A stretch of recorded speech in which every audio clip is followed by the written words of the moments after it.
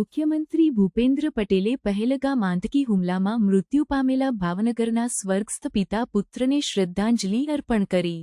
ભાવનગરના કાળિયાબીડ વિસ્તારમાં આવેલ નંદનવન સોસાયટીમાં રહેતા યતીશભાઈ સુધીરભાઈ પરમાર અને તેમના પુત્ર સ્મિત યતીશભાઈ પરમારનું આતંકી હુમલામાં દુઃખદ અવસાન થયું છે.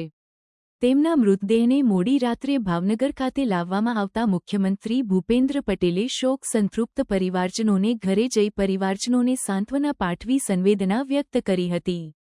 આતંકવાદી હુમલામાં માર્યા ગયેલા પિતા પુત્રના મૃતદેહોને ઇન્ડિગોની ફ્લાઇટમાં શ્રીનગરથી મુંબઈ અને મુંબઈથી અમદાવાદ લાવવામાં આવ્યા હતા. અમદાવાદથી રોડ માર્ગે બંને મૃતદેહને મધ્યરાત્રિએ ભાવનગર લવાયા હતા.